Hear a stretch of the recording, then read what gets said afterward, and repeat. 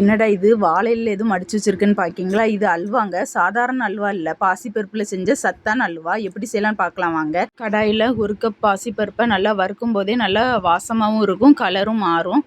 Colour மாறினோன்னா ஒரு தட்டில் ஆற வச்சுக்கோங்க. ஆற வச்சுட்டு குக்கரில் சேர்த்து நல்லா களி பனைஞ்சு அந்த தண்ணியை தூர ஊற்றிட்டு 1 கப் பாசிப்பருப்புக்கு 1½ கப் தண்ணி ஊற்றி 2 விசில் வச்சு எடுங்க.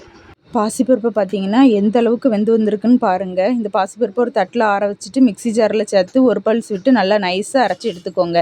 நல்லா பேஸ்ட் மாதிரி. கடாயில் எண்ணெய் ஊற்றி முந்திரியை போட்டு நல்லா வறுத்தெடுங்க, பொன்னிறமாகிற வரைக்கும். வறுத்தெடுத்துட்டு அதை ஒரு ஓரமாக வச்சுட்டு கோதுமை மாவு ஒரு 2 ஸ்பூன் போட்டு அந்த நெய்யில் நல்லா வறுத்தெடுங்க. வறுத்தெடுத்துட்டு அது கூடயே அந்த பாசிப்பருப்பு பேஸ்ட்டையும் நல்லா சேர்த்து நல்லா கிளறி விடுங்க. கிளறி விடும்போதே நல்லா திரண்டு வரும். ஃபுட் கலர் நான் ரெட்டு சேர்த்துருக்கேன். ரெட்டை சேர்த்துட்டு நல்லா கிளறி விடுங்க. இது கூடயே வறுத்த முந்திரியும் சேர்த்து நல்லா கிளறுங்க. தேவைப்பட்ட 1 ஸ்பூன் நெய் சேர்த்து நல்லா கிளறுங்க. கிளறி விடும்போதே நல்லா சட்டியில் ஒட்டாமல் நல்லா திரண்டு வரும். இது பாசிப்பருப்பில் நிறைய புரோட்டீனும் நார்ச்சத்தும் இருக்குது. இது போக நல்ல விட்டமினும் இருக்குது. ஒல்லியாக இருக்கவங்களுக்குலாம் செஞ்சு கொடுத்தீங்கன்னா நல்லா அமுல் பேபி மாதிரி நல்லா புசு புசுன்னு ஆயிடுவாங்க. வாழையில் வச்சு சாப்பிட்டிங்கன்னா அதோட டேஸ்ட்டே தனி தான். வாயில் வச்சோன்னே கரைஞ்சிரும். வீடியோவை சேவ் பண்ணிவிட்டு உங்களுக்கு பிடிச்சவங்களுக்கு செஞ்சு கொடுத்து அசத்துங்க. சிம்பிளான ஸ்நாக்ஸ் ரெசிபிக்கு மறக்காமல் நம்ம பேஜை ஃபாலோ பண்ணிடுங்க.